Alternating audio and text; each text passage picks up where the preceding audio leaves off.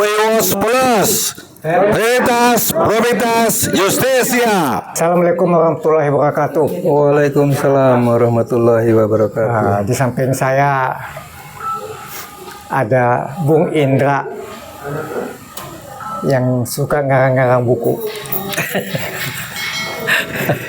Saya baca udah 3 buku yang beliau karang. Mumet juga saya bacanya. Kelewat mendalam. Oke, topik kita pada saat ini Bung Indra.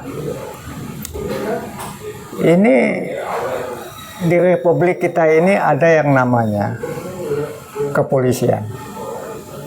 Ya. Tapi katanya juga dia parcok.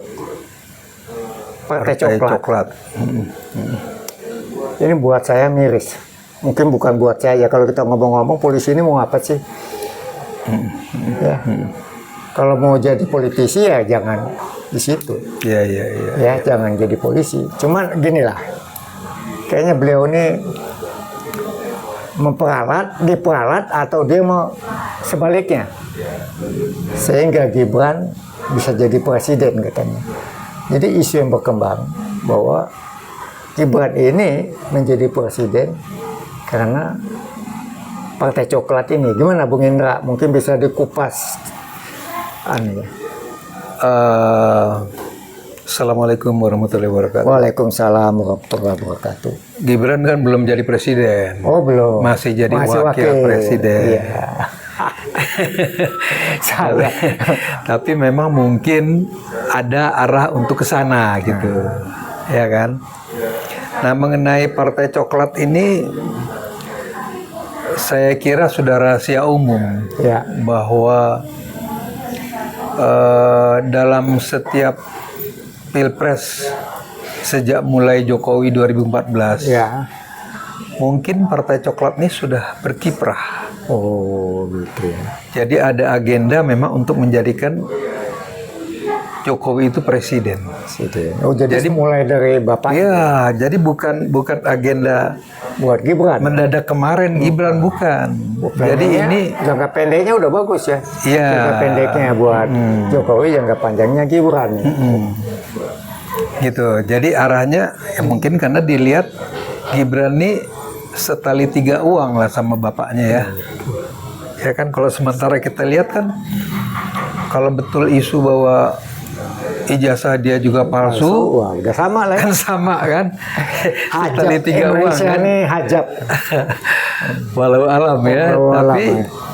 melihat itu semua orang juga tahu gitu bahwa yang membuat Jokowi jadi, kemudian kemarin juga Gibran jadi, bukan Prabowo. Prabowo ini hanya tujuan antara aja, kan kira-kira begitu kan.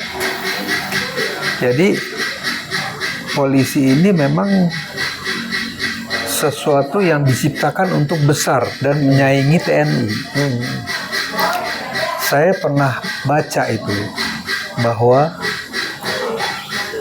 konsep polisi itu kuat di suatu negara itu bukan konsep dari kita, konsep dari luar. Oh udah ada ya. Jadi di banyak negara itu memang dibuat demikian, polisi itu kuat. Ya. Saya pernah pelajari juga itu tentang negara polisi. Ya. Ada juga negara polisi, ada negara kerajaan, ada negara apalagi republik. Ya. Jadi yang saya pernah baca itu dan juga mungkin dengar ya, bahwa apabila suatu negara rakyatnya melawan, makanya polisinya lah yang diperkuat untuk itu. Kalau tentara diperkuat, mereka nih elit global ya. Dan saya yakin ini memang konsep dari elit global. Oke. Ada hubungan. Kalau tentara diperkuat di negara berkembang, itu selalu tentara kudeta, gitu. Ya. Jadi mereka khawatir. Banyak yang takut.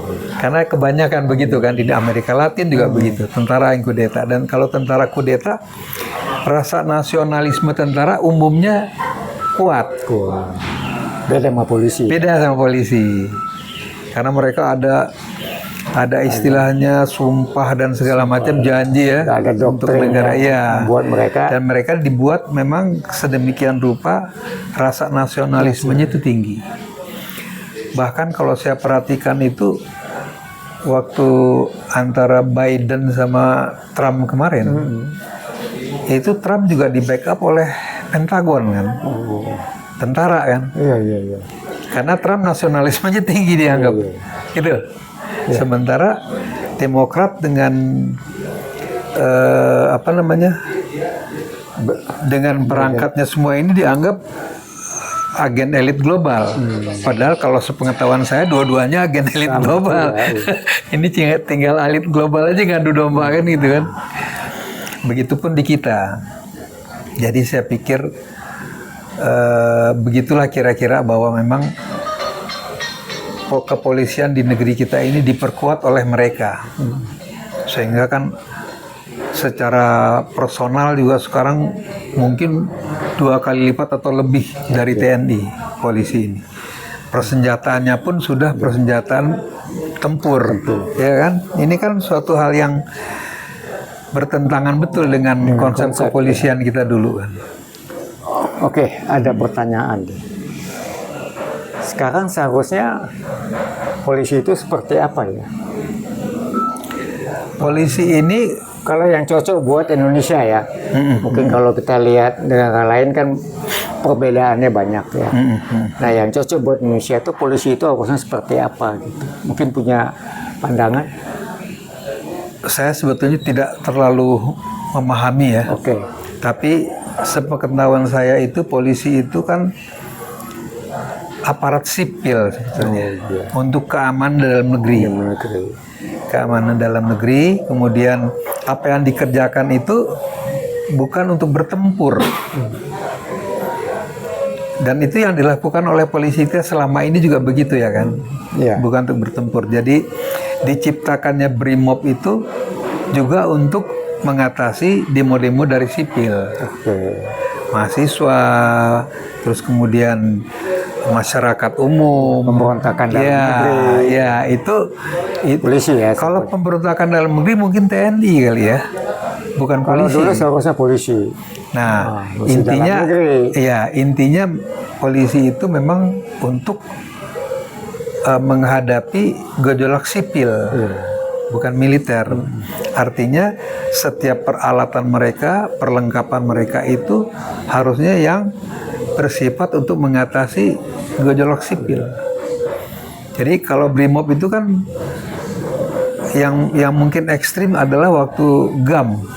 Kan BRIMOB diturunkan, dibantu oleh TNI. juga diturunkan. Ya, kalau nggak dibantu salah. TNI kan begitu kan. Nah, mungkin sebetulnya nggak perlu BRIMOB gitu. Itu kalau udah begitu TNI urusannya. Jadi sekalipun dalam negeri, kalau itu pemberontakan bersenjata, harusnya TNI gitu. Kayak di KKB sekarang, menurut saya ya. Jadi nggak perlu polisi dibikin pasukan khusus BRIMOB begitu kalau menurut saya kan. Karena BRIMOB itu ya untuk mengatasi gejolak sipil, bukan militer. Saya mau bertanya spesifik nih, Bung Indra.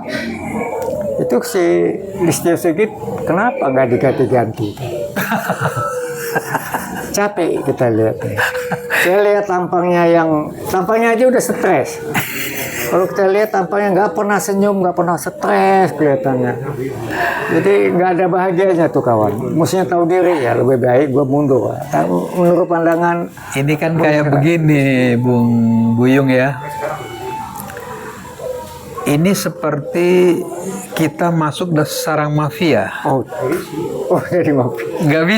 Nggak bisa kita keluar. Gitu. Kalau kita nonton film-film mafia kan, itu kalau orang sudah masuk atau kembung narkoba lah gitu. Kalau orang udah masuk di situ, nggak bisa keluar lagi.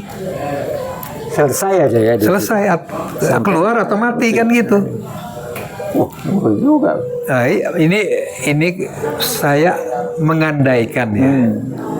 Ini sore nih, gue habis operasi kepala. Oh iya. Jadi ngomong gue sekarang agak lebih Hati-hati. lambat ya. Maksudnya gini, kalau gue ngomong cepet itu meleot-meleot ya. Nah, ya santai aja. Nah, jadi saya mengandaikannya seperti itu. Jadi, dan begitupun kenapa presiden kita tidak berani mengganti. Ini kan pertanyaan buat semua Nggak berani masyarakat. apa nggak mau? Saya lebih cenderung nggak berani. Nggak berani. Ada sesuatu dong. Ya, ada sesuatu. Itu bisa kecurangan besar. Bisa kecurangan besar dalam Pilpres 2024 kemarin yang dikendalikan oleh Parcok, ya kan? Atau ada hal lain yang dipegang oleh kelompok ini. Bukan oleh Jokowi ya. Jokowi bagian dari kelompok ini gitu. Artinya Jokowi juga dilindungi oleh mafia besar ini, dan ini saya cenderung ini adalah elit global gitu. Walau alam apa Cina apa Amerika ya, atau dua-duanya, saya nggak tahu, karena kalau kita mundur lagi ke belakang itu ceritanya panjang lagi. Seperti saya pernah singgung kan, bahwa Jokowi ini memang sudah dipersiapkan untuk ini. Oh gitu ya. Dan kelihatannya pengganti Jokowi selanjutnya yang paling klop adalah Gibran gitu. Ya, bisa diketahui. Jadi ini terus terang aja nebak-nebak ya. Nebak-nebak dari kondisi yang ada, yang saya coba apa istilahnya, coba ramal, bukan ramal lah, coba menduga kenapa ini semuanya. Dan kita lihat aja apakah Prabowo akan berani nggak. Sampai sekarang kan nggak berani. Nggak berani. Bahkan dikasih bintang, ya kan? Tangga jasa. Listio Sigit ya, Listio Sigit. Tapi mau dicabut katanya. Walau alam, kan presiden kita ini kan juga. Ini kan negeri katanya. Iya, itu sulitnya. Negeri omon-omon, semuanya omon-omon gitu. Kita nggak bisa pegang omongan mana yang harus kita pegang. Kan begitu istilahnya. Jadi ya sebatas itulah saya bisa ya. Saya bisa menyampaikan, dan memang saya tidak terlalu mendalami soal ini. Tapi kalau saya dengar dari teman-teman dari podcast, mereka lebih jauh lagi ngelihat, lebih berani dan lebih jago lagi gitu. Kalau gue ini kan cuma pengamat amatiran. Jangan ngomong begitu. Bukunya itu udah berapa biji saya baca. Ya. Susah juga mencernakannya. Ini lari kemana. Oke. Ya. Terima kasih Bung Indra. Ya. Udah bergabung dengan UI Watch. Ya, sama-sama. Udah untuk yang keempat kalinya kali ini ya. Alhamdulillah. Pada saat ini kita mengucapkan juga selamat menjalankan ibadah puasa Ramadan. Ya. Terima kasih. Tadi omon-omon kami, bincang-bincang saya dengan Bung Indra. Kami dari UI Watch mengucapkan sebentar lagi berbuka, selamat berbuka. Assalamualaikum warahmatullahi wabarakatuh. Waalaikumsalam warahmatullahi wabarakatuh. Ya.